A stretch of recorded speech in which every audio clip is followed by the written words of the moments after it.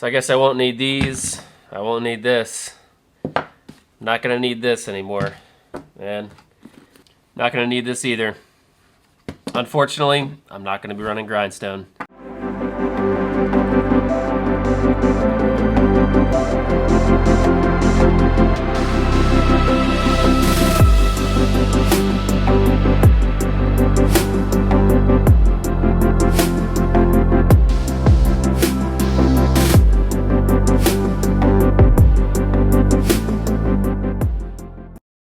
Hey, what's going on, everybody? Dan the Ultra Dad here. Hope you're all doing okay. I have been doing better, definitely. So, got an update for you. I am not going to be able to run the Grindstone 100 tomorrow. You might be wondering why I'm not there. That's because this weekend I started feeling a little bit bad, and I thought I had a cold. If you can tell, I'm pretty congested right now. By Monday, I got tested for COVID, and yesterday I found out that I am COVID positive. So it's very disappointing. I mean, I've been training for a long time for the Grindstone 100. Yes, this is the second time that I was getting ready to run that I've not been able to run. The first time was because of the cancellation due to COVID, and this time it's due to cancellation due to COVID. Yeah, I'm COVID positive. It's crazy. I'll tell you a little bit about it in just a few minutes. But thanks again if you're watching. Don't know why you'd like this particular video, but if you do, hit the like, thumbs up. Definitely hit the subscribe button as well. And the bell notification. It'll be interesting over the next year to see what plans I have. But we'd love to have you along. And this channel is all about running when we can, of course. This particular video is about, unfortunately, why I will not be running. All right, so just to give you a little more detail, first of all, I wanted to say, thank you for everybody who's been supporting me and following along in my journey to run 100-mile events this year. As a quick review, I ran and DNF'd the Cruel Jewel 100 back in May. In June, I was able to finish a 100-miler this year, which is probably the only 100-miler I'm going to be able to finish. So I'm very glad I went and did that at the Mohican 100. And then I was gonna go for the Grindstone 100 here. I was ready to go, as you know, if you've been following along. I was training, and I was honestly packing. I was charging my batteries. I was getting everything together. I had stopped running to let my body heal, and then this whole thing came up. So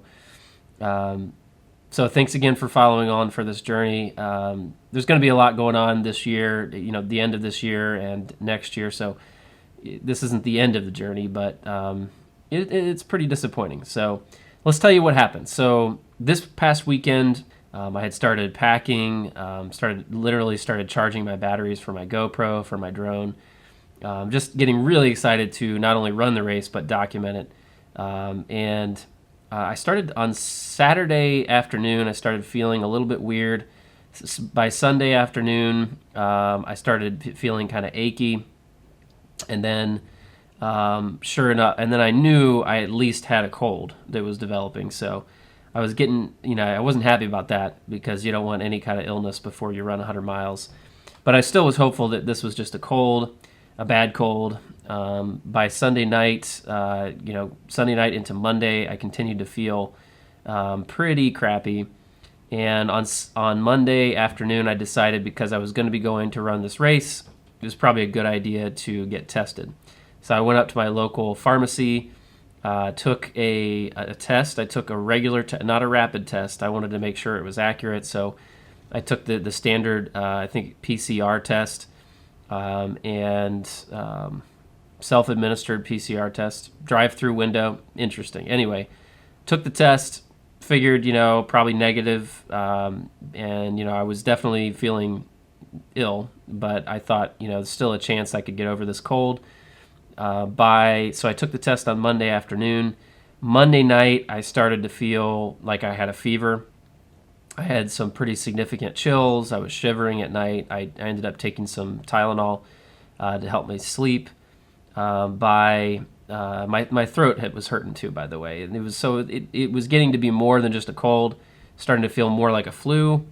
which again was very disappointing because you don't want that before your race. Still thought that the COVID chances were very unlikely because I had been vaccinated. I got vaccinated back in April.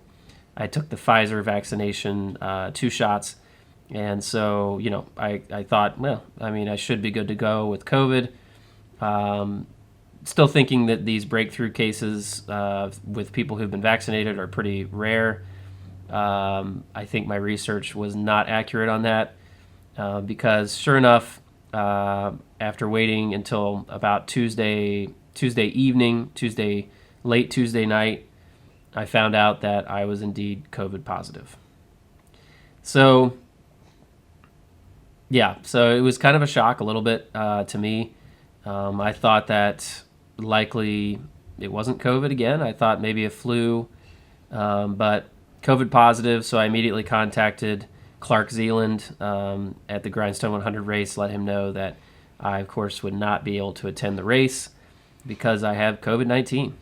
So just to let you know how I'm doing as far as symptoms and things, I started with a sore throat, turned into more flu-like symptoms, feverish. I'm sure I had a fever at least 2 nights, very achy, headache, a little bit of a headache. And, strangely, you hear about people losing their sense of taste and sense of smell. That was fine until today. This is Wednesday now, and I've lost my sense of smell. Still have my sense of taste, so I don't know. That's kind of strange. Hopefully that continues to be that way, but I'm not holding my breath on that one.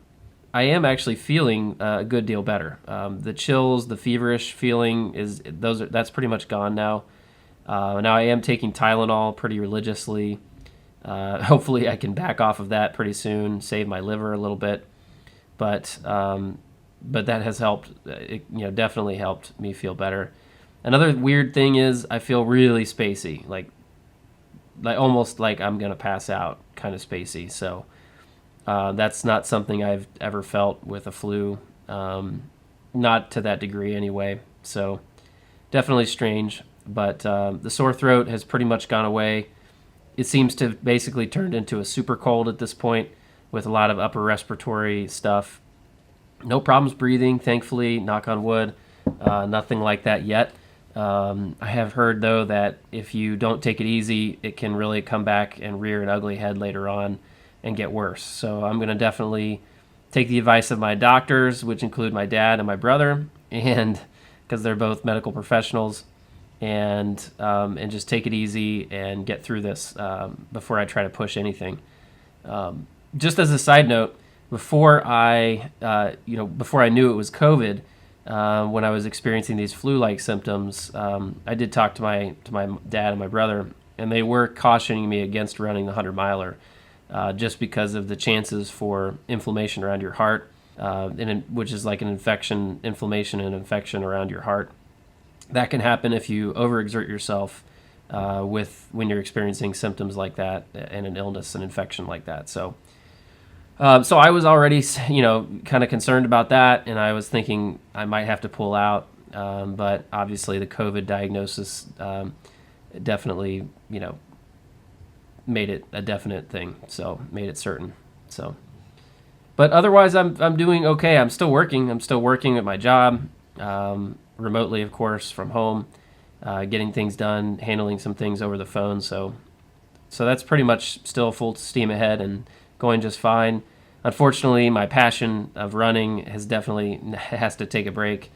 I'm not going to run at all. I don't think. I'll probably do some walking until this passes, until I get over this COVID-19 illness. So once again, I was vaccinated, which is very strange.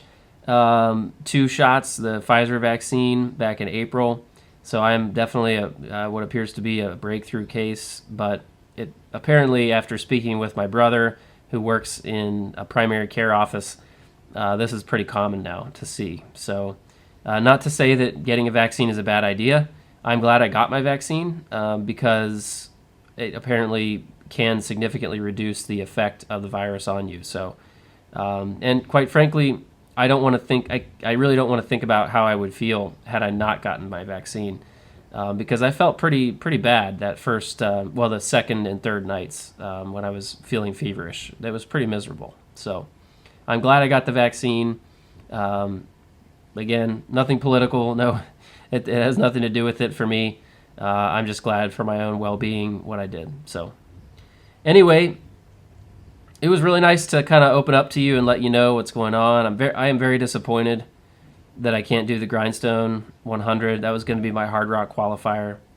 I'm relieved to know, it took for about 4 or 5 days there, I wasn't sure what I was going to be doing, because before the COVID diagnosis, I kept thinking, well, I could push through. I can get better soon enough to race. There was a lot of uncertainty there, and I was spending a lot of energy and thought. The thought process was just, my head was basically spinning literally and figuratively about what decision I needed to make.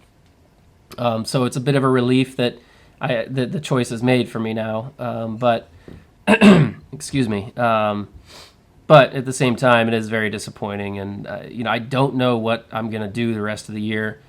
Obviously, I'm going to be running, which I'll get back to that as soon as I can.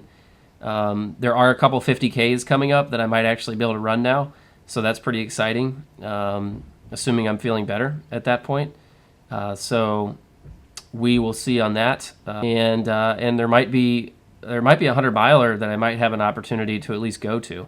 I don't know yet whether I don't think I could race it, but I think I may have some fun documenting it. So more on that later. Probably involves some people that you've seen before on YouTube, and we'll leave it at that. So anyway, so that's kind of exciting to think about. Probably a much longer video than needed to be made, but I hope you all are doing better than I am physically and able to race.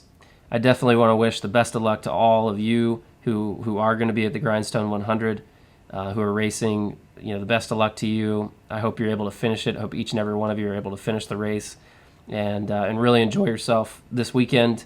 I'll be thinking about you, and I'll be following along on the Grindstone 100 website and hopefully be able to see some updates as the race progresses. So best of luck to all of you. Thank you so much for watching, and sorry I won't be there to see you. Hopeful that next year I'll be able to do it, and that won't be my only 100-miler next year. We'll definitely say that. So, all right, I think I'll leave it at that. Thanks again for following along. Stay well out there, and we'll catch you in the next one.